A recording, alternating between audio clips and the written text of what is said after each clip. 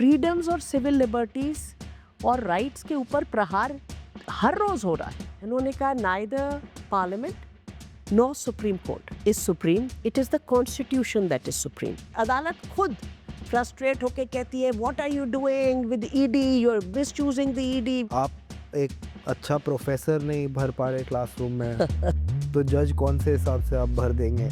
See, this system is not working, and the reason it's not working is that the executive is not performing its role. पर आपको लगता है वो judgement सही था? जो षड्यंत्र बनाया गया है वो सरकारी षड्यंत्र है, लोगों का षड्यंत्र नहीं है. It's not even a hidden story. There is no secret left here. The story is out in the open. आज इंटरनेट सिर्फ आधे अधूरे सच और पूरे झूठ में डूबा हुआ है. किसी के पास गहराई से सोचने का या शांति से सुनने का वक्त ही नहीं है. हम एक ऐसा शांत कोना बनाने की कोशिश कर रहे हैं. Nope, not your ordinary podcast for entertainment. जो एक आम आदमी है इंडिया में, उसका लॉ से क्या रिलेशन है? जितना मैं देख सक रहा हूँ वो रिलेशनशिप बैलेंस नहीं है, तो उसमें क्या बदलाव आने चाहिए? पहले तो क्योंकि कानून में आपको मालूम है वर्ड्स, शब्दों का बहुत महत्व होता है. Law is all about words and language.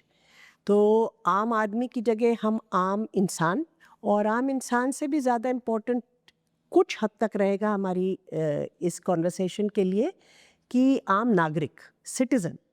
क्योंकि सिटीज़न और पर्सन अलग हो जाते हैं कानून के दायरे में.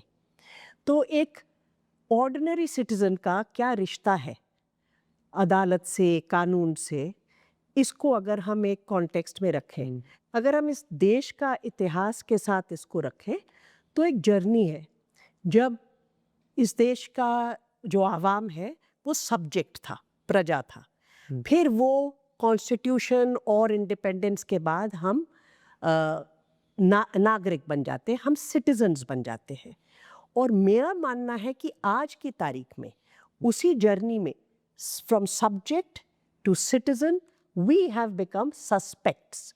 हम एक शक के दायरे में रह रहे हैं, जो अब पूरी जनता को, आवाम को, नागरिकों को अब एक शक के नज़रिए में दायरे में रखा गया है. So this has been the journey of now 75 years. And in this journey the shift जो होता है सब्जेक्ट से सिटीज़न से, वो सबसे ज़्यादा महत्वपूर्ण शिफ्ट है जिसमें सिटीज़न के पास अधिकार आ जाते हैं, सिटीज़न के राइट्स होते हैं. और ये यूनिवर्सल जूरिस्प्रूडेंस है. इसीलिए पूरा कॉन्स्टिट्यूशनल रिपब्लिक वगैरह वगैरह बोला जाता है, क्योंकि एक कॉन्स्टिट्यूशन का वाटरशेड आता है उस टाइम पर. अब वो कॉन्स्टिट्यूशन का जो वाटरशेड है वो उसका सिटीजनशिप से ये जोड़ है. What is the constitution about? I mean I am not some going to hold forth some legal scholarship, पर मोटा मोटा अगर हम कॉन्स्टिट्यूशन को समझें तो उसका जो मेन थ्रस्ट है वो ये है कि स्टेट की जो पावर है उसके ऊपर रोक लगाना. क्योंकि वो हम by its very nature state will have extraordinary power, excessive power and the right to coercive power. उसके ऊपर रोक लगाना ये कॉन्स्टिट्यूशन का काम है. और ये कोई एक इंटरप्रिटेशन नहीं है मेरी, यही हमारा संविधान कहता है. क्योंकि जो चैप्टर 3 है, जिसको कई लोगों ने कहा है, डॉक्टर अंबेडकर ने भी कहा that this is the heart of the constitution. वो क्या करता है? वो हमें अधिकार देता है, हमें देता नहीं है, उनको अफर्म करता है. वो हमारे होते हैं, चाहे वो राइट्स हो, चाहे वो फ्रीडम्स हो. मगर वो सब किसके खिलाफ है? वो हैं स्टेट के खिलाफ. तो स्टेट के ऊपर रोक लगाई गई है कि ये आज़ादियां हैं, ये फ्रीडम्स हैं, और स्टेट के ऊपर एक ड्यूटी लगाई गई है, दायित्व लगाया गया कि हमारी फ्रीडम्स को इंश्योर करना, उनको इनेबल करना, ये आपका काम है. आपके सारी एजेंसी, सारी जो पावर है इस काम की तरफ हो. ऑफ कोर्स क्योंकि हमारा जो समाज है उसमें और भी बहुत इम्पोर्टेंट प्रॉब्लम्स है, तो इसलिए एक दो फंडामेंटल राइट्स सिर्फ स्टेट नहीं, वो सब पीपल के खिलाफ है, पर्टिकुलरली जब वो जातिवाद को चुनौती दे. तो वहाँ पर कास्ट सिस्टम के बारे में, in fact the only constitutional offence is untouchability, बाकी सब स्टेट के लिए है और उसको हटाना मिटाना वो स्टेट का काम है। तो ये है एक ब्रॉड कॉन्टेक्स्ट जिसमें हमको अपने आप को लोकेट करना है। अब आज के दौर में अगर हम देखें, बिकॉज हम आज जो हम नागरिक हैं, आवाम है, उनका क्या रिश्ता है, तो मुझे लगता है हम बहुत सारी चीज़ें बदली हैं 75 सालों में, कुछ देश में, कुछ पूरी दुनिया में। एक हम देखते हैं कि एक new liberal jurisprudence economic shift से आ रहा है। वो आपको जजमेंट्स में भी नज़र आता है, कानून में भी नज़र आता है, या कानून को किस तरीके से इन्फोर्स किया जाता है, और उसमें शायद एनवायरनमेंट लॉज का एक प्रमुख उदाहरण रहेगा। दूसरा हमें दिखता है कि एक मजॉरिटेरियनिज्म जो केवल राजनीति में नहीं है, उसकी झलक आज कानून में दिखती है और अदालत के निर्णय में दिखती है। तीसरा नेशनल सिक्योरिटी नया नहीं है। नेशनल सिक्योरिटी कुछ हिस्सों में तो बहुत अहमियत हमेशा से रखता है, चाहे वो arm forces special powers act के थ्रू हो, कश्मीर में या नॉर्थ ईस्ट के प्रदेशों में, मगर नेशनल सिक्योरिटी का जो एक अब इंटरसेक्ट हो गया है इन तीनों का, ये new liberal economic jurisprudence, majoritarianism and national security, उसका जो एक कंजंक्शन से, जो एक बहुत लीथल कंजंक्शन हम देख रहे हैं, उसका जो असर हो रहा है हमारी आज़ादियों पे, उसमें हमको क्या दिख रहा है और कहाँ पर हमें बदलाव की ज़रूरत है, समझ बदलने की ज़रूरत है। क्योंकि मुझे लगता है कई बार शायद कानून में या संविधान में चीज़ें लिखी रहती हैं, वो अपने आप में नहीं गलत हो जाती, मगर हम उसका इंटरप्रिटेशन बदल जाता है। सुप्रीम कोर्ट का अपना इतिहास हमें दिखाता है कि वही सुप्रीम कोर्ट एक दशक में एक बात कहता है, अगले दशक में और बात कहता है, बल्कि it's often said supreme court is a polyvocal court. I think polyvocality in a country like India is good because there will be different ways of addressing issues, but polyvocality cannot be, it can be a spectrum, it can be, in an accordion, but you can't say कि polyvocality इस तरह की हो रही है कि आप बिल्कुल संविधान की जो एक settled interpretation है उसके खिलाफ दे रहे हैं। तो वहाँ वो आजकल दिख रहा है। तो उसमें अगर मैं मोटा मोटा देखूं कि हम किन बातों पे गौर करना चाहते हैं, एक हम देख रहे हैं कि एक आजकल पब्लिक डिबेट बन गई है जो दो इंस्टीट्यूशंस के बीच में चल रही है। एक तरफ एग्जेक्टिव है और एक तरफ कोर्ट जुडिशरी है, जहाँ पर somebody holding the position of the vice president of India is repeatedly publicly saying certain things. So clearly this is a moment of a public debate about the equation between the institutions. और उन institutions के बीच में क्या equation होगी, ये directly impact करेगी कि हमारी equation क्या होगी हमारी democracy के साथ। तो हम जानते हैं कि वाइस प्रेसिडेंट साहब कुछ, और ये नया नहीं बोल रहे, ये बीच बीच में बोलते रहते हैं, ये बार बार कहते हैं कि सुप्रीम कोर्ट फाइनल वर्ड नहीं हो सकता, कि फाइनल वर्ड पार्लियामेंट होगा। आज के दौर में ये भी दिलचस्पी की बात है कि ये बात सिर्फ, ये जो एक डिबेट चल रहा है, ये केवल हिंदुस्तान में नहीं चल रहा है। आप यूएस की बात सुनिए, बिल्कुल वही बातें आपको सुनने को मिलेगी। So it's a political moment in that sense. उनका मानना है कि क्योंकि पार्लियामेंट इलेक्टेड है, final will of the people जो है वो पार्लियामेंट के अंदर रिजाइड करती है, और इसलिए वो जो कहेंगे, अगर उन्होंने कोई कानून बनाया है तो सुप्रीम कोर्ट जुडिशियल रिव्यू की पावर यूज करके कि आप समीक्षा करेंगे कि क्या ये कानून हमारे संविधान से टक्कर तो नहीं खा रहा, अगर टक्कर खाएगा तो उसको हटना पड़ेगा, वो नहीं बन सकता कानून। तो ये जो पावर है जुडिशियल रिव्यू की, ये सुप्रीम कोर्ट के हाथ में नहीं होनी चाहिए। पार्लियामेंट सुप्रीम है, parliament house is the will of the people because they are elected. Supreme Court are not elected representatives, so they cannot interfere. इसके ऊपर नई बहस नहीं है, मगर अब ये बहस ने एक तीव्रता।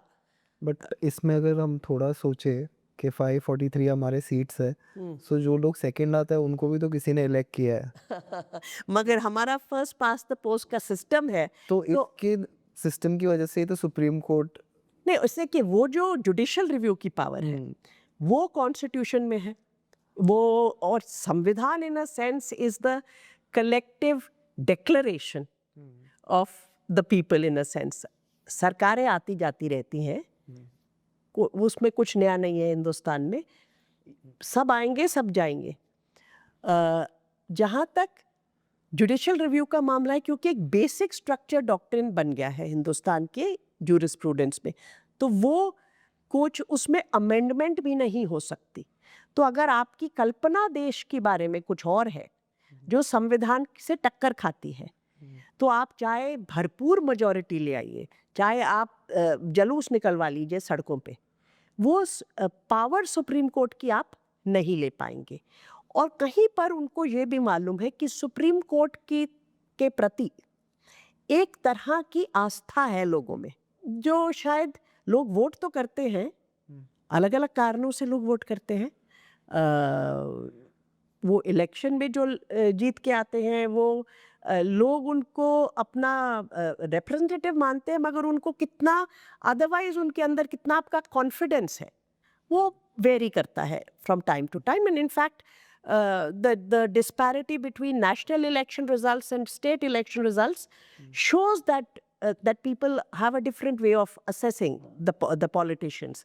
मगर जहाँ तक जुडिशियल रिव्यू का और सुप्रीम कोर्ट का मामला है, कहीं पर एक कॉन्फिडेंस है कि देखिए जो भी कुछ हो रहा है तो हम वहाँ पे कुछ बोल सकते हैं कि भाई इसको ठीक कीजिए, इसको नहीं कीजिए। इसलिए जब सुप्रीम कोर्ट कुछ अलग तरीके से संविधान को पढ़ता है तो एक एंग्जाइटी निकलती है देश में, जिसकी चर्चा फिर रहती है। ये जो इंस्टीट्यूशनल रिकन्फिग्रेशन कर रहे हैं ये डेंजरस है, ये अनकॉन्स्टिट्यूशनल है, ये किसी भी हालात में नहीं होना चाहिए।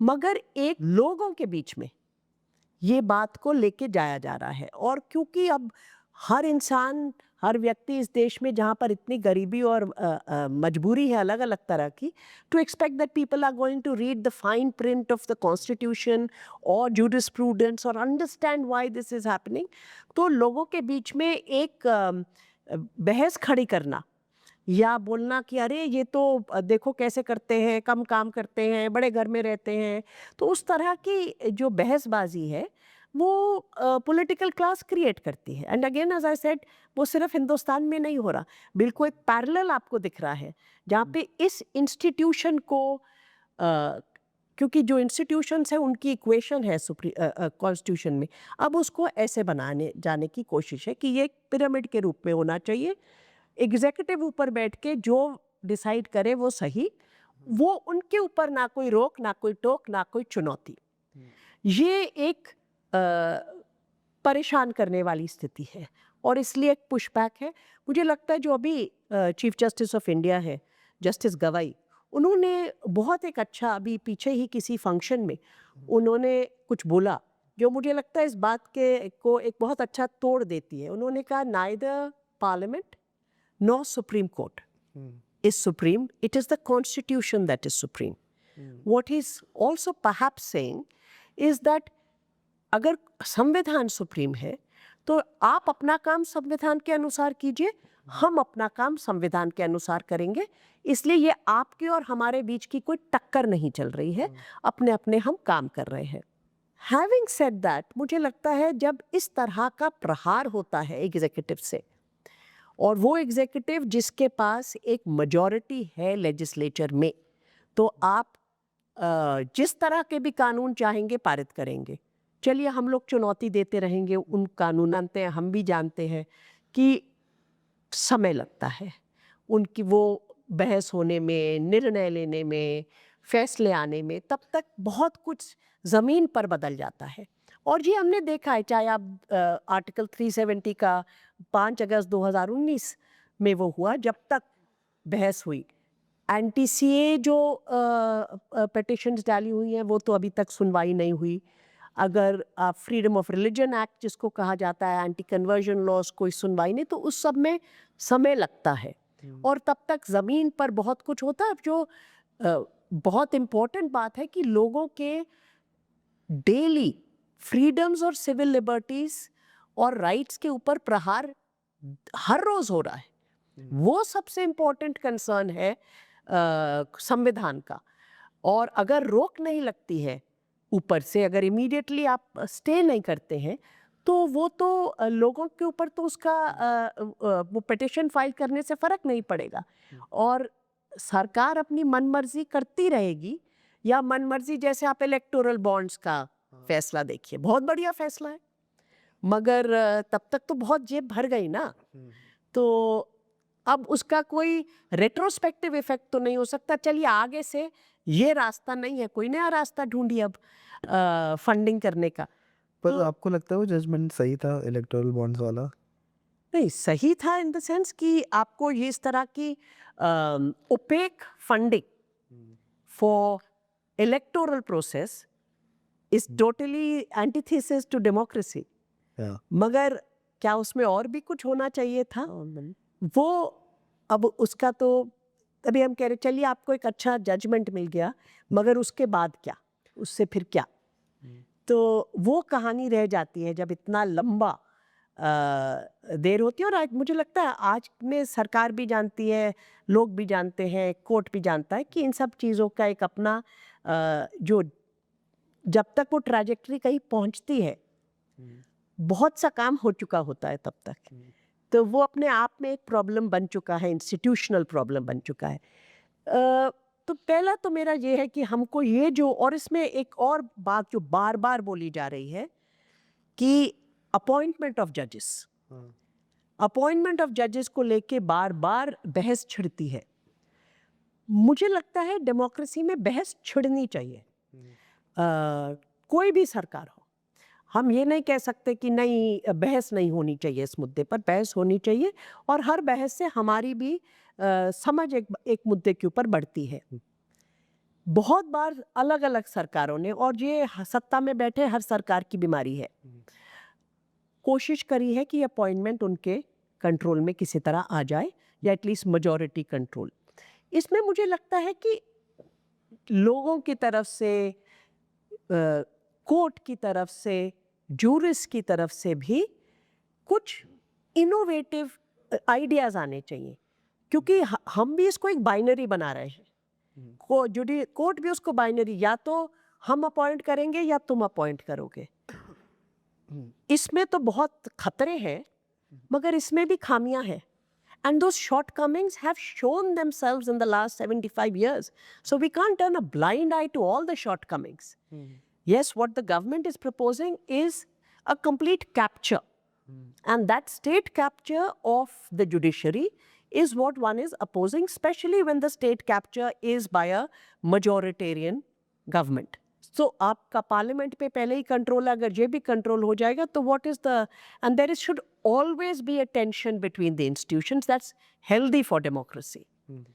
अब इसमें अदालत की तरफ से भी कुछ नए एक्सपेरिमेंट्स, कोई नए आइडियाज़ आने चाहिए कि जैसे लोगों ने प्रपोज किया है कि कोई सेक्रेटेरिएट हो, आप किसी को अपॉइंट करते हैं, उन्होंने किस तरह की जजमेंट्स दी हैं, वो क्या व्यू पॉइंट होल्ड करते हैं। क्योंकि हमने सुना है कई जजेस के जो व्यूज़ होते हैं, चाहे पर्सनल या उनके जजमेंट्स में, मतलब कि वो बिल्कुल भी संविधान के साथ कहीं से पैरिटी नहीं करते। और मुझे बहुत अम्यूजिंग लगता है, जैसे अभी हाल ही में करप्शन की एक दो कंप्लेंट्स या इश्यूज सामने आए, तो ये डिबेट बार बार शुरू हो जाती कि देखो कैसे कैसे अपॉइंट कर रहे हैं।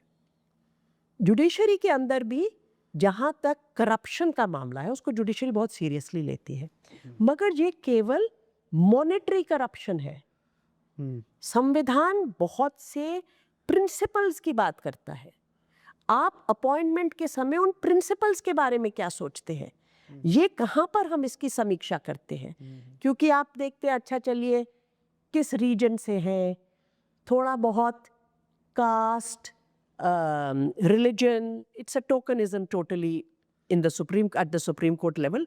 और अब वुमेन के नाम पर एक बात छिड़ी हुई है, मगर बाकी जो प्रिंसिपल्स है, whether it is about and let us even stick just to the basic features, whether it is secularism and others. What is your way of vetting that? I would even say it doesn't seem to ever be an obstruction आपको elevation में कि आप औरतों के बारे में क्या सोचते हो, ये कहीं पर मुझे लगता है सवाल भी नहीं पूछा जाता, बिकॉज वो इम्पोर्टेंट नहीं है और वो सिर्फ आधी आबादी है, क्या फ़र्क पड़ता है.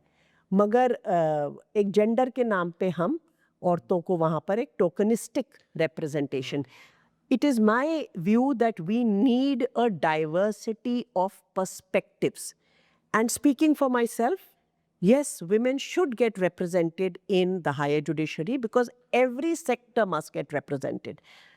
मगर मैं ये व्यू अब नहीं होल्ड कर सकती कि केवल महिलाएं ही एक जेंडर जस्ट या फेमिनिस्ट पर्सपेक्टिव को आगे लेके जाएंगे अपनी जजमेंट्स के through. There have been very fine जजेस हु आर मेन जिन्होंने ऐसी जजमेंट्स लिखी हैं जो बिल्कुल एक फेमिनिस्ट पर्सपेक्टिव और अंडरस्टैंडिंग और इनसाइट से आती हैं. पर हाँ, आप सबको रिप्रेजेंटेशन मिलनी चाहिए क्योंकि मुझे लगता है कुछ चीज़ें एक जेंडर्ड एक्सपीरियंस से निकलती हैं, जैसे कि औरतें किस तरह का काम करती हैं, उनके एक एक्सपीरियंस हम सबका समाज में अपने अपने जेंडर जैसे अपनी अपनी जाति और अपनी अपनी क्लास के हिसाब से होता है, तो हमें वो एक्नॉलेज करना चाहिए. क्या हमारे सुप्रीम कोर्ट में लोग जो आदिवासियों की ज़िंदगी समझते हैं, क्या वो है, क्या वो पर्सपेक्टिव झलकता है हमारी हायर जुडिशरी में? ये डाइवर्सिटी ऑफ पर्सपेक्टिव्स की हम बात क्यों नहीं कर रहे हैं? क्योंकि आपको जब आप रिप्रेजेंटेटिव की बात करते हैं तो ये एक टोकनिस्टिक अप्रोच बन गई है कि अच्छा इस हाई कोर्ट से अब 2 आ गए तो अब हम दूसरे हाई कोर्ट से लेंगे. So and that needs to start very early on so that they can reach. And we see that issue in the judgments that are delivered. Because it would not be wrong, and well, if it is taken wrong, I really cannot help it. पर क्या आज जो हमारी judiciary है, क्या वो देश का जो बहुत बड़ा तबका है जो गरीब है, जो या तो वर्किंग क्लास है या इनफॉर्मल वर्कफोर्स में है,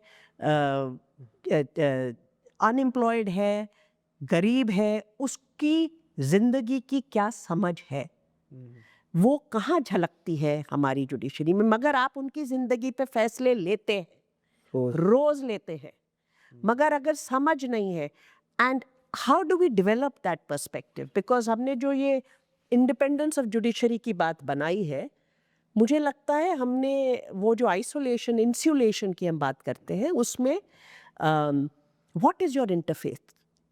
आप जब जजेस अपॉइंट करते हैं, आप देखते हैं कि फ़लान की प्रैक्टिस कितनी अच्छी थी. एक इनकम टैक्स का भी वो बार होता है, what ever it is for high court जजेस, कि आपने इनकम टैक्स दी कि नहीं दी, आपकी प्रैक्टिस कितनी रोबस्ट है. तो अगर जो लोग रिप्रेजेंट करेंगे ज़्यादातर ट्रेड यूनियन को, आदिवासी जो इविक्ट हो रहे हैं, जो जिनके घरों की डिमोलिशन हो रही है, क्या वो एक रोबस्ट प्रैक्टिस मानी जाएगी? जो लोग डिफेंड करेंगे, जिनको आप यूएपीए वगैरह में फंसाते हैं, उनको तो आप इतनी शक की नज़र से देखते हैं कि वो आईबी की रिपोर्ट कभी पार ही नहीं कर सकते अपॉइंटमेंट के लिए. तो ये जो बातें हैं, ये जब तक हम इनको नहीं लांघेंगे, ये जो बहस है, ये सिर्फ इन दोनों इंस्टीट्यूशंस के बीच की बहस नहीं है. हमारा we have a stake in this appointment. तो हमको वो बहस को ज़्यादा कॉम्प्लेक्स बनाने की ज़रूरत है. तो ये तो रहा इंस्टीट्यूशंस के बीच में जो बेसिकली खेल चल रहा है. मतलब जैसे मैं देखता हूँ, लगता है कि आप एक अच्छा प्रोफेसर नहीं भर पा रहे क्लासरूम में तो जज कौन से हिसाब से आप भर देंगे? अगर आप बोल रहे हैं डाइवर्सिटी होनी चाहिए, जैसे 13 जज का बेंच हो या 15 जज का बेंच हो, तो इनमें दिख रहे हैं हमको केपेबल लोग जो नहीं, मतलब बन सकते हैं. आपको मापदंड जो योर क्राइटेरिया आर रॉन्ग. उनको चाहिए आज वो बोले और कल बन जाए. जैसे ये तो वो क्राइटेरिया जब तक आप पलटेंगे नहीं, तो ये दोनों का आपस में चलता रहेगा और वो कभी कोई हावी होगा, कभी कोई. वो तो इंस्टीट्यूशंस के बीच में इज एन ओल्ड थिंग. मगर हमें क्या बदलाव चाहिए? ताकि हमें वो जुडिशरी मिले जो आवाम को समझे। तो उसके लिए क्राइटेरिया में फंडामेंटल चेंज लाने की ज़रूरत है। दूसरा मैं बात करूंगी थोड़ा सा ये कि हम जो पर्सनल लिबर्टी की मैंने जैसे आपको कहा सब्जेक्ट टू सिटीजन, और आज I think we are all suspects waiting in the wings. तो जो पर्सनल लिबर्टी की बात होती है, क्योंकि आप अगर सिटीज़न हैं तो आपका मेन क्या है कि आपके पास अधिकार है, आपके पास फ्रीडम्स है, नहीं तो सिटीज़न बनना या डेमोक्रेसी में रहने का कोई अर्थ ही नहीं होता। तो उसमें जो पर्सनल लिबर्टी और फ्री स्पीच, मुझे लगता है कि ये डिसेंट की बात नहीं है, आज फ्री स्पीच पे हमला है, डिसेंट पे हमला नहीं है, क्योंकि आपको सिर्फ एक तरह की स्पीच अलाउड है, everything else is today barred. तो जो पर्सनल लिबर्टी के ऊपर हमला हुआ है और वो कुछ समय से हो रहा है, और अगेन मेरा मानना है कि ये कोई विशेष इस रेजीम की बात नहीं है। आप देश के अलग अलग जगहों पे देखिए, बल्कि जितने भी ड्रैकोनियन लॉज हैं उनको कांग्रेस ने जन्म दिया और एनफोर्स किया with its full power of the state. तो ये सत्ता का खेल है। हाँ, ये यहाँ पे आज एक नई चीज़ भी हो रही है, आई विल नॉट डिनाई दैट, मगर ये जो हम देख रहे हैं आज़ादियों के ऊपर, पर्सनल लिबर्टी, उसमें एक चेंज जो मुझे लगता है, a lot of my practice is around criminal law. अभी नए 3 कानून आए, हमें बोला गया डीकॉलोनाइज हो गया। वो डीकॉलोनाइज तो खैर बिल्कुल भी नहीं हुआ। हाँ, आपने हमारा काम मुश्किल कर दिया नए नए नंबर देके, मगर डीकॉलोनाइजेशन का मतलब डायरेक्ट लिंक्ड होगा पर्सनल लिबर्टी से। इसमें सबसे अहम बात जो पिछले कई सालों से सामने आई है कि प्री ट्रायल इनकार्सरेशन, जो actually article 21 on right to personal liberty and life, उससे ज़्यादा बड़ा कॉन्ट्रडिक्शन हो ही नहीं सकता।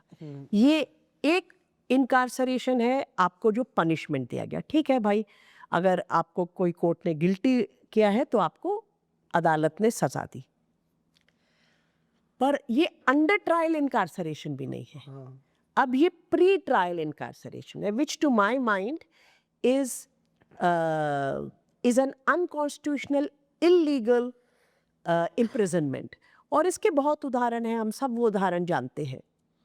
अब आप देखिए 2018 में जो भीमा कोरेगांव का केस निकला, उसमें आज हम 2025 के मिडिल में पहुंच गए, अभी तक वहाँ पर चार्ज नहीं फ्रेम हुआ, जो एक क्रिमिनल ट्रायल का पहला स्टेज होता है। और कुछ लोग जैसे महेश राउत आज भी एक यंग सिटीजन आज भी जेल में बंद है, उसमें गार्डलिंग भी बंद है उसी में। उसमें जो आपने ये सिस्टम बनाया है, तो द लीगल सिस्टम, चलिए माना एग्जीक्यूटिव कानून को हथियार बनाती है, वो कानून को में ऐसे ऐसे प्रावधान डालेगी कि आपको बिल्कुल कहीं से हिल ना सके, आप जो भी करेंगे वो क्रिमिनल हो जाएगा। चलिए माना एग्जीक्यूटिव को ये सत्ता का भूत रहता है, but when you allow this to happen, then who will the responsibility be on?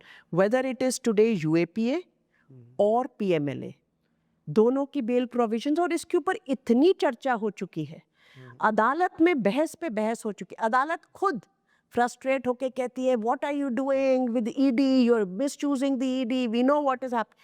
So it's not even a hidden story, there is no secret left here, the story is out in the open.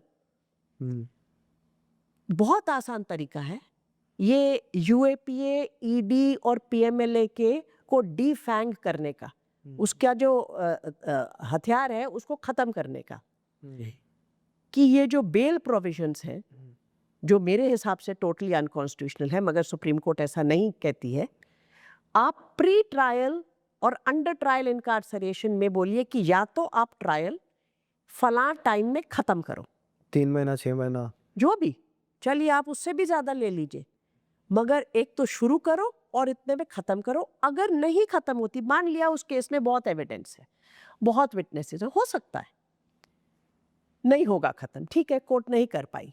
I would not, in my experience sometimes it's difficult.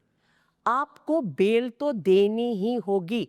देखिए, इनका कोई भी, आज की सरकारों का किसी भी केस में आपको कन्विक्ट करने का तो मतलब कि पॉइंट ही नहीं है। That is not the game plan.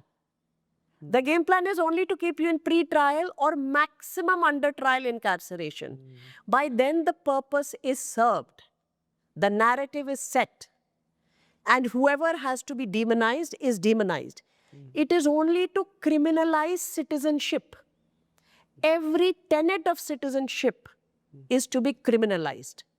एक बार वो हो गया, जो बोलता है वो किसी तरह का आतंकवादी होगा, फलान होगा, ढिमकान होगा, एक बार वो हो गया तो ट्रायल के रिजल्ट में किसी को कोई दिलचस्पी नहीं है, किसी ने करना भी नहीं है। दिल्ली के 2020 का भी वही हालात हमको मालूम है। तो अगर ये एक गेम प्लान है तो आप बोल दीजिए कि प्री ट्रायल इनकार्सरेशन में इतने टाइम में trial must begin. After all laws set timelines. Investigation में आपका टाइमलाइन होता है ना कि आप चार्जशीट फलान दिन में फाइल करेंगे। ऑफ कोर्स अब एक नया तरीका आया, वो सप्लीमेंट्री चार्जशीट है जो ख़त्म ही नहीं होती। But there is a timeline set for the police. Let there be a timeline for prosecution. These are very simple things to do, and they are not for any particular set of cases. Let them be for everyone. There is no point for the court to keep on. See, मुझे बहुत अजीब लगता है जब court lament करता है, क्योंकि आपके पास तो वेयर विद ऑल है उस बात को बदलने का। अब लैमेंट तो आवाम के लिए छोड़ दीजिए ना, मतलब कुछ तो हम भी रोना धोना कर ले। आप कहते हैं कि देखिए इतने साल बाद हमने एक्विट किया, he is already suffered 30 years, 40 years. So there is a problem in the system. We recognize the problem. Let us have a timeline. Start the trial within so many days. Finish the trial within so many days. Otherwise, grant bail. The person will appear for trial. People are not going to disappear. They will come for the trial.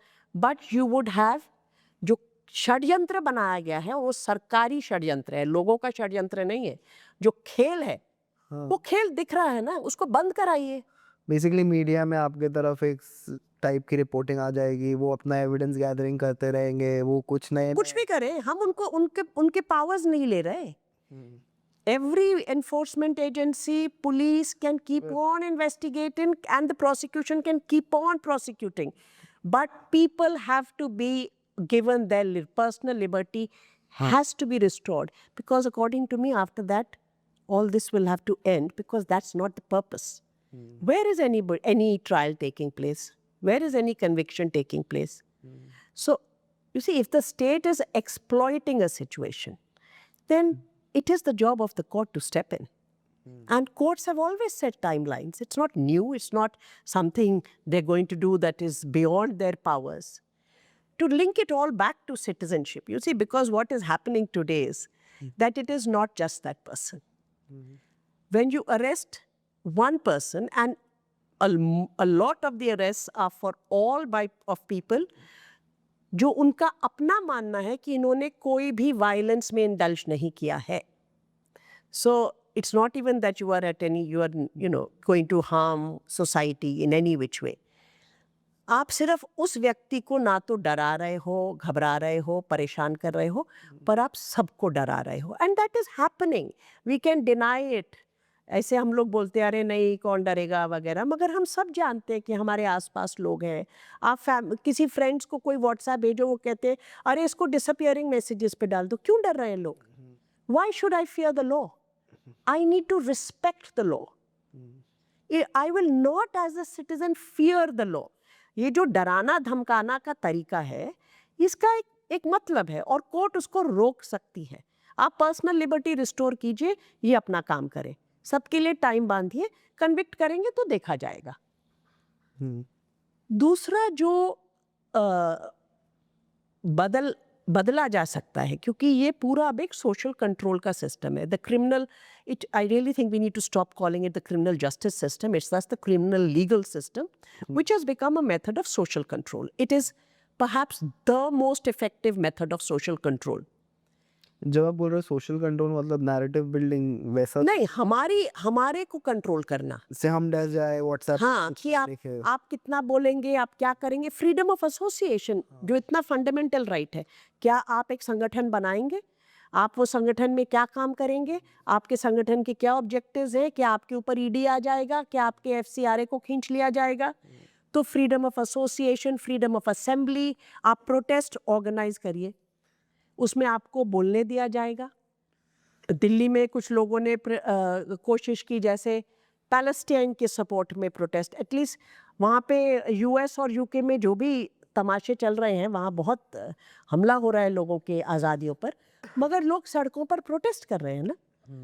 तो ये जो सारी आज़ादियाँ हैं, ये social control है by the political class.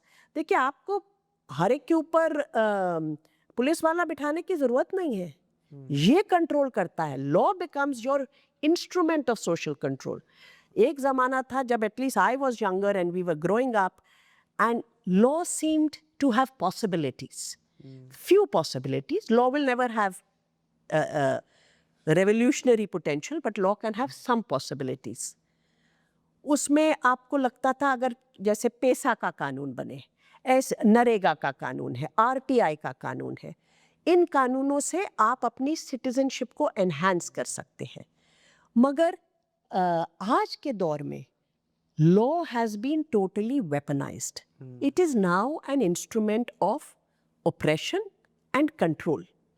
क्योंकि आप criminalisation चल रहा है, हर तरह का बिहेवियर जिसको वो आपने जैसे उसको कानून की इस नज़र में डाला, वो क्रिमिनलाइज हो जाता है। और उसमें अदालत बहुत अहम रोल प्ले करती है। अभी हाल ही में फिर से फ्री स्पीच का मुद्दा बहुत ज़ोर से हमारे बीच में उतरा, और उसमें तो मतलब अभी तक लोगों को यही नहीं समझ में आया कि वो प्रोफेसर को एक फेसबुक पोस्ट रखने का क्यों अरेस्ट कर रहे हैं, कोई और कुछ ट्विटर पे डाल रहा है उसके ऊपर क्यों अरेस्ट कर रहे हैं। और इसमें हमें बोला जा रहा है कि देखिए डिफ़िकल्ट टाइम्स हैं। कहाँ पे लिखा है संविधान में कि अगर फोर्सेस के बीच में कुछ हो रहा है तो मेरे क्या फ्रीडम सस्पेंड हो जाते हैं? यही झगड़ा हुआ था ना इमरजेंसी का, यही जस्टिस खन्ना के डिसेंट को हर स्पीच में हम लोग इतना बोलते हैं कि देखिए उन्होंने कहा कि आर्टिकल 21 कभी सस्पेंड नहीं होता, तो क्या आर्टिकल 19 सस्पेंड हो जाता है? क्या मेरा फ्री स्पीच सस्पेंड हो गया? और वैसे उसमें किसी ने कुछ, मुझे तो समझ में आया क्योंकि मुझे नहीं लगता इतना मुश्किल था, और ये भी साफ था कि कुछ गलत नहीं कहा जा रहा, एक ओपिनियन एक्सप्रेस किया जा रहा है। और ये उसका मगर चिलिंग इफेक्ट है कि अब बेस्ट, लोग कहते हैं बेस्ट है लिखो ही मत, बोलो ही मत, लेकिन आखिर में तो यही है ना, सोचो ही मत। I mean that is the final पड़ाव जहाँ पे हमें आके फेंका जाएगा, और फिर उसमें आप जाके ईवीएम के बटन दबाते रहिए। अब इसके अगर हम आगे चलें कि ये जो वेपनाइजेशन ऑफ लॉ हुआ है, इसमें एक और चीज़ है जो मैंने अपने काम के दौर में बहुत पहले से कह रही हूँ, क्योंकि मैंने कम्युनल वायलेंस को बहुत करीब से देखा, उस पर काम किया है, both as in terms of research but also in terms of cases. और मुझे लगता है कि बहुत एविडेंस है हमारे पास, डॉक्यूमेंटेड एविडेंस है कि हमारी enforcement agencies have an institutional bias against religious minorities, Muslims in particular, also against others. मतलब कि गरीब के खिलाफ तो एक बायस हमारे देश की हर एजेंसी में रहता ही है, बट मुसलमानों के खिलाफ एक इंस्टीट्यूशनल बायस है। This is something that we can, you know, it's not as though what I'm saying is something that I've often said even to statutory bodies like the Minorities Commission over a decade ago, कि देखिए आप इसको एक hypothesis समझिए और आप इसके ऊपर शोध कीजिए, और आप शोध से देखिए आपका क्या निकलता है। अब आपको रिपोर्ट्स निकल रही हैं, कॉमन कॉज की रिपोर्ट है, कई केसेस हैं, कई जजमेंट्स हैं, जिसमें आपको क्लियरली दिख रहा है कि एक इंस्टीट्यूशनल बायस है। उस इंस्टीट्यूशनल बायस का हम एक्नॉलेज ही नहीं करते हैं, क्योंकि आज हम उसका इस्तेमाल कर रहे हैं to target the Muslim community. So whether it is through encounter killings or it is through incarceration or it is through demolitions, ये जो institutional bias है ये हम मानने के लिए तैयार नहीं है, इसलिए इसका कोई तोड़ नहीं निकलता और इसको acknowledge करना पड़ेगा as an institute, not in individual cases. अदालत step in करती है individual cases में, उससे हल नहीं होगा. और आज आप देख लीजिए, चाहे आपका नाम खान है, खालिद है, खुर्रम है, गुलफिशा फातिमा है, आप अंदर हैं. एंड वो एक हकीकत है जिसको एटलीस्ट इन अदर जुरिस्डिक्शंस, क्योंकि मैंने यूएस का आपको पहले हवाला दिया, वहाँ पे ड्राइविंग वाइल ब्लैक और larger percentage of the black American community being imprisoned, इनके ऊपर एक बहस है, एक डिबेट है, एक रिसर्च है. हमारे यहाँ इन बातों को बिल्कुल छोड़ दिया जाता है और इसलिए हम जो बायस देखते हैं आज पुलिस फोर्स में खासकर, जिसका डायरेक्ट इंटरफेस है, सिटीजन का सबसे पहला इंटरफेस सुप्रीम कोर्ट से नहीं होता है, पुलिस फोर्स से होता है. और वो इतने उदाहरण हैं कि अब तो आप जितना डॉक्यूमेंटेशन चाहे मिल सकता है, but we don't see any corrective action and it will not come from the executive. The executive is not making any bones about who they are and what they profess. So एक कोई हम theory बनाते रहें कि executive उनको check करेगा, उनका एक इंटरनल अकाउंटेबिलिटी होगा, तो वो सब होने वाला है नहीं. वो सब पुलिस रिफॉर्म के ज़माने चले गए. अब नया दौर है तो नए उपाय भी निकालने पड़ेंगे. जैसे वो लॉ एक आया था हेबियस कॉर्पस का. हेबियस कॉर्पस का तो एक रिट पिटिशन का कानून है कि आपको प्रोड्यूस करना पड़ेगा. अगर कोई किसी को आपने गायब कर दिया तो आपको 24 घंटे के अंदर अंदर प्रोड्यूस करना हाँ, पड़ेगा. और अगर कोई पुलिस वाला और भी गायब कर दे जैसे, मगर होता क्या है कि आप देखिए, कानून का आज के दौर में, कानून की थ्योरी जब हम पढ़ते हैं तो हम कहते हैं पनिशमेंट इसलिए दी जाती है कि ये डेटरेंस है, मगर कानून डेटरेंस नहीं बना पा रहा और उसका एक कारण है. आप पुलिस टॉर्चर करती है, पुलिस एनकाउंटर करती है, आप 100 केस में 2 को सजा देते हैं. 98 वाले या तो उन पे केस नहीं चलेगा या वो बच जाएंगे. तो आपका डेटरेंस कैसे आएगा? आपको मालूम है कि आपका बचने के चांसेस एक्चुअली फंसने के चांसेस से बहुत ज़्यादा है. तो why would you not do the exercise excessive illegal powers? Law is not a deterrence. The law becomes a deterrence when the pattern of impunity is countered by a pattern of accountability.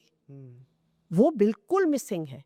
अगर हम accountability के सवाल पे आए, मेरा मानना है कि आज की तारीख में सबसे ज़्यादा defiance of supreme court judgments and orders and the constitution and maybe even the law is by the state, not by an ordinary citizen, not even by groups or classes of citizens who you may think civil society बुलाते हाँ, हैं. वो लोग नहीं कर रहे हैं defiance. सबसे ज्यादा डिफायंस आज कानून का और सुप्रीम कोर्ट के आदेशों का स्टेट करता है. So you are dealing with the state जो कहता है वी आर अपहोल्डिंग, आपको कहता है कानून मानो, मुझे कहता है कानून से अगर एक पैर इधर करा तो मैं पकड़ लेंगे. मगर आप स्टेट के हालात देखिए. पर यूपी में मुसलमानों का घर तोड़ रहे हैं हाँ, कि सुप्रीम आप कर लीजिए डेमोलिशन का जजमेंट, फिर आप आ जाइए कंटेम्प्ट में, फिर एक केस में आपको बोला जाएगा आपकी जेब से पैसे निकलेंगे. वो 20 और डेमोलिशन उतनी देर में हो गई, आप हर केस में पहुंचेंगे. सो स्टेट जो है वो पूरे कानून को आज की तारीख में डिफाई कर रहा है. उसका ब्रेकडाउन अगर लॉ एंड ऑर्डर का हो रहा है तो स्टेट उसका जिम्मेदार है. पूरी कॉन्स्टिट्यूशनल मशीनरी का ब्रेकडाउन स्टेट करा रहा है. अब ऐसे हालात में you can not continue with the jurisprudence which is business as usual. देखिए, हमारी ज्यूरिस्प्रूडेंस की एक बेसिक अजम्पशंस है. वो अजम्पशन क्या है कि state will act in good faith. See, this system is not working, and the reason it's not working is that the executive is not performing its role. जब कोई police वाला किसी को अरेस्ट करके लाता है, अदालत में बैठे हुए जज साहब ये नहीं सोच सकते कि ये अरेस्ट मैलाफाइड है. देयर इज एन अजम्पशन कि अगर पुलिस ने किसी को पकड़ा है तो कोई कारण है. ये नहीं कि ठीक है या गलत है अरेस्ट, बट कोई कारण है, and the police has to then show that reason, and it has to be good enough, and the court can decide whether it is right और रॉन्ग. मगर अगर कोर्ट स्टेट गुड फेथ में act ही नहीं कर रहा तो ये अजम्पशंस कैसे करेंगी? इन्वेस्टिगेशन के लिए अभी ये जो हम फेसबुक पोस्ट वाले केस की बात कर रहे थे, उसमें भी क्या बोला है, 3 पुलिस वालों की एसआईटी को बिठाया गया है कि आप देखिए इसमें क्या लिखा है. कुछ अलग चीजें बोल रहे हैं वो वहां. The arrest under sedition law in the IPC, जो अब नहीं है, अब उसका ग्रेटर मॉन्स्ट्रोसिटी आ गया है बीएनएस में. सुप्रीम कोर्ट ने जब chief justice of India justice Ramana थे, सेडिशन के ऊपर स्टे लगाई थी. क्यों लगाई थी? क्योंकि उन्होंने कहा कि इसमें जो अरेस्ट हो रही हैं, इसमें जो एफआईआर लिखे जा रहे हैं, ये अरेस्ट ठीक नहीं है और पुलिस इसको बिल्कुल गलत यूज कर रही है इस प्रावधान को. उसकी सब एफआईआर, सब अरेस्ट, सब ट्रायल्स पर सुप्रीम कोर्ट ने रोक लगा दी, which meant that the law, both by the state and by its agents, particularly the police, was being used in a wrong way. अब आप उसी पुलिस को बोल रहे हो कि ये देखो इसमें कुछ और तो नहीं लिखा हुआ, जहां पर आपको दिख रहा है that police is acting in a way which is where the dog whistle is actually coming from the political class. और उनके कहने पे वो कर रहे हैं, कानून के हिसाब से नहीं कर रहे हैं. और आप उस पुलिस को कहते हो उसको इन्वेस्टिगेट करके देखिए इसमें क्या मामला है. बहुत से केसेस में ऐसा हो रहा है. ये तो सिर्फ एक उदाहरण है. तो what is it? You see, we are the court continues to function on certain premises, and it is my argument कि वो प्रेमिस और वो अजम्पशंस सबवर्ट कर दिए गए हैं. अगर आप उस हिसाब से चलोगे तो आपको सही जवाब पे नहीं पहुंच सकते. आज जो सिस्टम है, आपको उसमें देखना पड़ेगा कि जो एजेंसीज हैं वो अपना काम कैसे कर रही हैं. और आप खुद कहते हैं फलान एजेंसी देखो क्या कर रही है, फलान क्या कर रही है. So you have to therefore re-envision this system. You cannot do this business as usual because the only person paying the price is the citizen, nobody else. Indian Penal Code का सबसे छोटा चैप्टर था crimes by public servants. और वो समझ में आता है क्योंकि आपने हम कहा लॉर्ड मकॉले ने बनाया, एक कॉलोनियल रेजिम के लिए बनाया. उसमें स्टेट की अकाउंटेबिलिटी नहीं है, हमारी अकाउंटेबिलिटी है, बाकी सब बातें हैं. जब हम एक कॉन्स्टिट्यूशनल रिपब्लिक बन गए, जब उसमें अधिकार सिटीजन्स के हैं, ड्यूटीज स्टेट की हैं, तो अकाउंटेबिलिटी पब्लिक सर्वेंट की है. आज भी public servant is guarded and protected by many legal immunities. जैसे आप देखिए बहुत से एनकाउंटर केस, और मैं ये केसेस करती हूँ जिसमें हम प्रोसिक्यूट नहीं कर पाते हैं पुलिस वाले को, जबकि सारे साइंस हैं कि इन्होंने कोल्ड ब्लडेड मर्डर किया है, क्योंकि स्टेट सैंक्शन फॉर प्रोसिक्यूशन नहीं देती. माने आपको जिस स्टेट का वो पुलिस वाला है, पुलिस अफसर है, उनसे परमिशन लेनी होती है कि हम क्या इनके ऊपर ये मुकदमा चला सकते हैं. सैंक्शन फॉर प्रोसिक्यूशन उसको लॉ में कहते हैं. वो सैंक्शन स्टेट रोक देता है क्योंकि वो एनकाउंटर कहीं पर एक स्टेट और पुलिस की एक सर्टेन प्रोजेक्शन के लिए इम्पोर्टेंट है. चाहे वो आजकल तो रेपिस्ट को उड़ा देना, वो भी एक प्रोजेक्शन बन गई है, जैसे कि वो औरतों के लिए कुछ भला कर रहे हैं, ग्रेट कर रहे हैं हिंदुस्तान में, मगर वो परमिशन सारी स्टेट के हाथ में है. तो ये जो प्रोटेक्शंस है ये कलोनियल प्रोटेक्शंस है, these are colonial legacies and continuities. Accountability जो है सिटीजन की तरफ वो आज भी हमारे कानून में नहीं है। तो ये बोलना कि आपने डीकॉलोनाइज कर दिया है, उसका सबसे बड़ा, जैसे आप टॉर्चर देखिए, इतना एनएचआरसी खुद लिखता रहता है टॉर्चर, फलान ने किया फलान ने किया, कौन से पुलिस वाले को सजा मिली आपने कभी देखा, हमने कभी सुना? 100 केस में जैसे मैंने कहा 2 भी बहुत बड़ी बात है। तो ये जो प्रोटेक्शंस है जो कॉलोनियल नेचर की है उनको आज भी हमने बना के रखा है, जो कानून से हटाने की सख्त ज़रूरत है। We are also seeing a way in which majoritarianism is resonating in new laws. हाँ 2 उदाहरण दूंगी मैं इसमें, और उन दोनों में मैं अदालत के सामने हूँ। एक सुप्रीम कोर्ट के सामने है, एक उत्तराखंड हाई कोर्ट के सामने चल रहा है। एक है ये जिसको कहा जाता है freedom of religion act, which in a nutshell are anti conversion law, कि आप धर्म कन्वर्जन नहीं कर सकते हैं, उसका मोटा मोटा वही बनता है। और एक है यूनिफॉर्म सिविल कोड, जो बार बार हवाला दिया जाता है कि देखिए डायरेक्टिव प्रिंसिपल में था, हम तो बस संविधान को ही लेके आगे चल रहे हैं, बाकी का संविधान शायद पढ़ना भूल गए होंगे। उसमें यूनिफॉर्म सिविल कोड और फ्रीडम ऑफ रिलीजन एक्ट दोनों में जो गोली चलाई जा रही है वो औरतों के कंधे से चलाई जाती है। दैट औरतों को बहका दिया जाता है। एंड यहाँ पे सब, while the law is facially neutral, it's very easy to read between the lines, and it's also easy to read between the lines because there are enough cases today which tell you what they are really saying.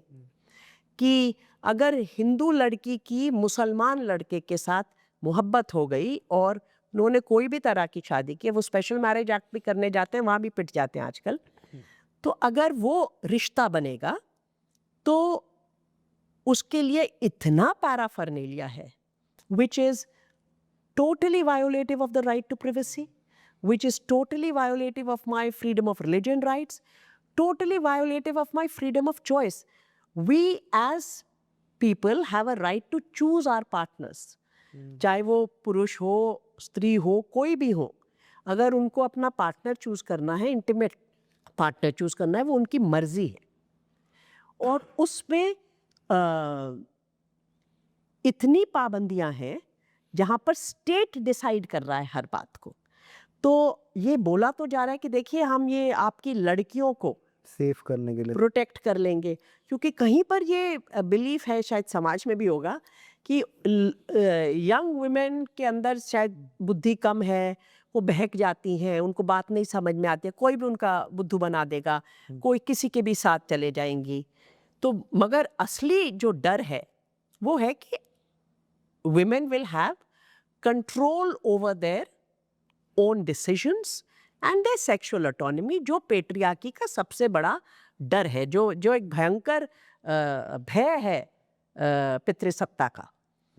और उसको ये झलकता है, और ये झलकता है पूरा डीमोनाइज करना और एक नैरेटिव बिल्डिंग करना कि एक कौम, इसमें क्रिश्चियंस के ऊपर भी बहुत हमले हुए हैं, स्पेशली छोटी जगहों पर पास्टर्स वगैरह के ऊपर, इस कानून को यूज़ करके, जैसे मैंने पहले कहा वेपनाइजेशन ऑफ लॉ, आप उसके थ्रू लोगों को अरेस्ट कर लेते हैं, फिर बहुत देर बाद कहीं से केस लड़ते लड़ते लड़ते आप सुप्रीम कोर्ट पहुंचते हैं और आपको बेल मिलती है। हम लोग बड़े खुश होते हैं कि अरे वाह, सुप्रीम कोर्ट ने आज क्या बढ़िया ऑर्डर दिया, मगर वो व्यक्ति को क्यों पहले पकड़ा गया, इस पे तो इतने हम निराश हो गए हैं कि हम सवाल ही नहीं पूछते अब। दूसरा वो यूनिफॉर्म सिविल कोड जो शुरू किया है, ये भी सीधा सीधा औरतों की और यंग पीपल के आज़ादी के ऊपर रोक लगानी है। समाज में ये पूरा जो खेल मेजॉरिटेरियनिज्म का, मेजॉरिटेरियन रिलीजन का चल रहा है, ये दोनों यहाँ झलकते हैं, मगर उससे भी एक गहरा खेल समाज में हमेशा से है और हर रेजिम में रहता है, वो पेट्रियार्की का कंट्रोल, जो पेट्रियार्की का सोशल कंट्रोल है, वो कानून तो उसमें काफ़ी नीचे दर्जे पे रह जाता है। तो यूनिफॉर्म सिविल कोड का जो तरीका है उससे कि कोई आप अपना लिव इन रिलेशनशिप भी रजिस्टर कीजिए। बेसिकली किसी भी तरीके से अगर आप सोशल बाउंड्रीज को ट्रांसग्रेस करेंगे, चाहे वो जाति हो, धर्म हो, किसी भी प्रकार से आप रिश्ता बनाएंगे जो समाज को मान्य नहीं है, तो आपको पूरी की पूरी स्टेट मशीनरी को जवाबदेही होना होगा। और ये एक क्लियर अटेम्प्ट है both to control women and young people as well as to impose, क्योंकि मैंने इसको बहुत ध्यान से पढ़ा है, एक बहुत लंबा चौड़ा, बहुत सारे सेक्शंस, बहुत सारे रूल्स हैं उत्तराखंड यूनिफॉर्म सिविल कोड में। उसको हम लोगों ने चुनौती दी हाई कोर्ट के आगे। उसमें ये कहना कि ये जेंडर जस्ट है, क्योंकि पूरे जैसे मैंने कहा पूरा ये है कि देखिए वो औरतों के साथ औरतों को बराबरी का हक नहीं मिला। आपको फिर ऐसे प्रावधान इंट्रोड्यूस करने चाहिए थे जो सच में जेंडर जस्ट हो। आप ये नहीं कर सकते कि आप यहाँ से हिंदू सक्सेशन एक्ट से निकाला, हिंदू मैरिज एक्ट से निकाला और उसको थोप दिया और वो बन गया आपका uniform civil code. Property rights के ऊपर बहस होनी चाहिए। इस देश की हर वर्ग में बेटियों को प्रॉपर्टी नहीं दी जाती है। मुसलमान कानून में कहते हैं आधा है, बेटे को डबल मिलता है, इसलिए उसके ऊपर खूब हंगामा होता है। गलत है, बिल्कुल बेटों को ज़्यादा नहीं मिलना चाहिए। हिंदू लॉ में हमको कहते हैं देखिए दोनों को बराबर है, कानून में लिखा है। मैं तो बार बार रिक्वेस्ट करती हूँ, इतने सारे आजकल फाउंडेशंस हैं, रिसर्च फाउंडेशंस हैं, बहुत सारा पैसा है रिसर्च के लिए, औरतों की रिसर्च के लिए। आप एक सर्वे कीजिए, हिंदू परिवारों में कितने परिवार वसीयत के थ्रू पूरी की पूरी जो प्रॉपर्टी है, जितना भी है, धन दौलत, कम हो ज़्यादा हो, कुछ भी हो, घर है, ज़मीन है, सब कुछ बेटों को देते हैं और वसीयत वो वो उनका शस्त्र है, ब्रह्मास्त्र है हिंदू सक्सेशन एक्ट में, जिससे आप बेटियों को प्रॉपर्टी राइट से वंचित करते हैं। उस ब्रह्मास्त्र को तो आपने तोड़ा ही नहीं यूसीसी में, तो क्या मिला हिंदू औरतों को? क्योंकि आपने कहा वो विल का प्रावधान रहेगा। तो आप तो एक्चुअली पेट्रियार्की को पूरी तरह प्रोटेक्ट भी कर रहे हैं और साथ ही साथ औरतों को दे नहीं रहे। तो ये जो पूरा एक आडंबर चल रहा है, बेटियां, बहनें, औरतें, उनको जो याद किया जा रहा है, अगर उस फाइन डिटेल्स में देखें तो उनके अधिकारों में बढ़ोतरी नहीं हो रही। हाँ, उनको थोड़ा राशन फेंक दिया जाता है, कुछ फेंक दिया जाता है, फ्री बस राइड दे हाँ, फ्री बस राइड दी जाती है। तो जो पूरा एक बात चल रही है, मेरे हिसाब से औरतें आज एक इलेक्टोरल वोट बैंक बन सकती हैं, मगर एक पॉलिटिकल कॉन्स्टिट्यूएंसी नहीं है, और दोनों में बहुत अंतर है।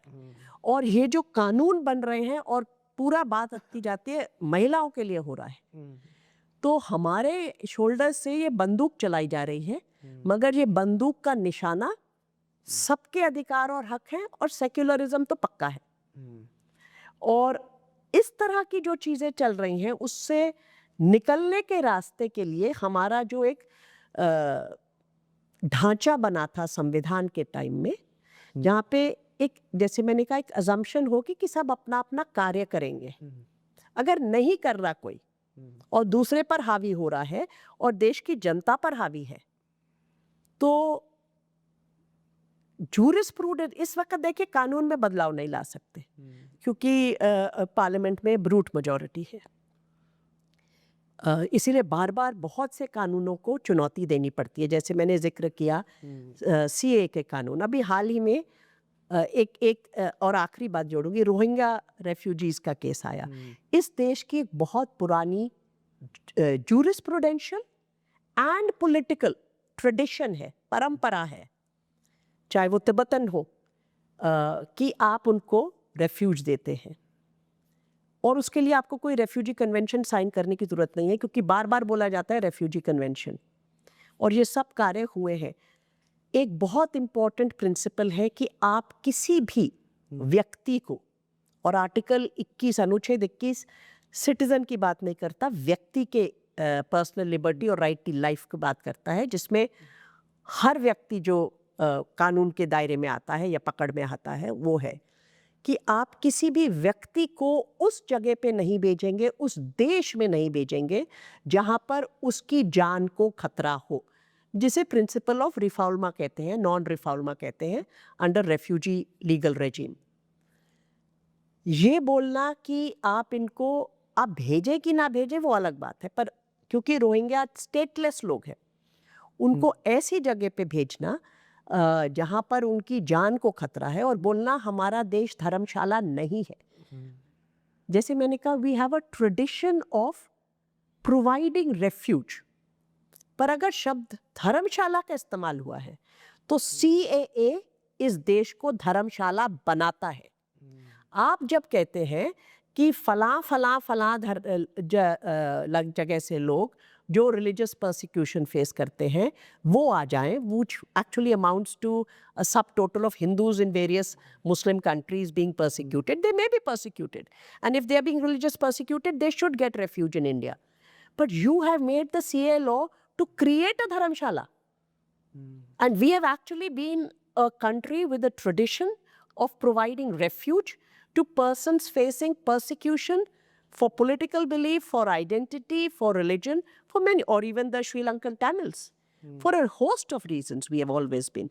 So when this equation is being changed by the executive, the judiciary cannot function as though it is not, it's not sitting at a vantage point where it can see the patterns of violations and the patterns of impunity. Because अगर कोई उस जगह पे बैठा है तो वो judiciary है, और इसलिए उनको हस्तक्षेप करना होगा। थैंक यू सो मच अपनी बात रखने के लिए। Thank you.